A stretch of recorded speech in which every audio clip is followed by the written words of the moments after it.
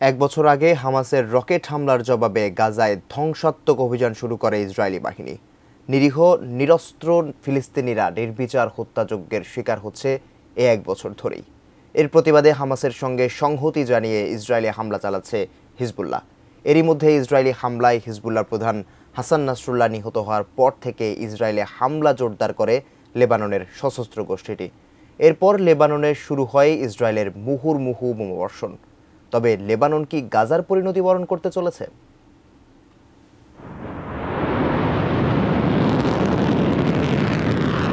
ইসরায়েলে ইরানের ক্ষেপণাস্ত্র হামলায় উত্তপ্ত হয়ে উঠেছে মধ্যপ্রাচ্য পরিস্থিতি। পাল্টা হামলার হুমকি দিয়েছে ইসরায়েল। তেহরানও বলছে ইসরায়েল আবার হামলা করলে পরিণতি হবে ধ্বংসাত্মক। ইসরায়েলের বিরুদ্ধে হামলা জোরদার করেছে ইরান সমর্থিত লেবাননের সশস্ত্র সংগঠন হিজবুল্লাহ ও ইয়েমেনের সশস্ত্র হুতি বিদ্রোহী গোষ্ঠী। এতে গোটা মধ্যপ্রাচ্যে যুদ্ধ ছড়িয়ে পড়ার আশঙ্কা দেখা দিয়েছে। গাজায় ইসরায়েলি হত্যাযজ্ঞের প্রতিবাদে এক বছর ধরে ইসরায়েলের সঙ্গে লড়ছে হিজবুল্লাহ ও হুতি। তাদের সমরাস্ত্র ও আর্থিকভাবে সমর্থন দিচ্ছে ইরান। পাশাপাশি গাজার শাসক গোষ্ঠী হামাসকেও সহযোগিতা করে আসছিল তেহরান। ইরান সরাসরি জড়িত না থাকলেও ইসরায়েলের সঙ্গে চলছিল ছায়াযুদ্ধ। শিয়া বাটার ও ভিটামিন ই সমৃদ্ধ lily glam beauty soap. Lily, always beautiful.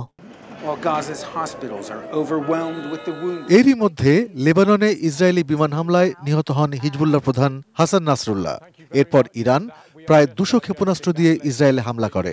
Iran সমর্থিত ইরাকের মিলিশিয়া গোষ্ঠীগুলো হুমকি দিয়ে বলেছে, যুক্তরাষ্ট্র যদি এই সংঘাতে ইসরায়েলের পক্ষে অংশ নেয় তাহলে ইরাকে অবস্থিত মার্কিন ঘাঁটিগুলোতে হামলা চালাতে শুরু করবে তারা। এতে 1967 সালে আরব ইসরায়েল যুদ্ধের পর সবচেয়ে বিপজ্জনক পরিস্থিতিতে পড়েছে মধ্যপ্রাচ্য।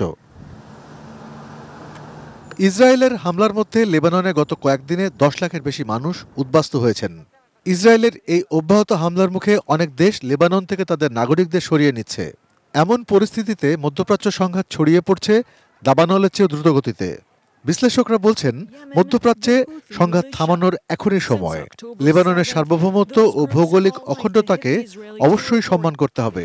সংঘাত এভাবে ছড়াতে থাকলে বরাবরের মতোই চরম মূল্য দিতে হবে সাধারণ মানুষকেই।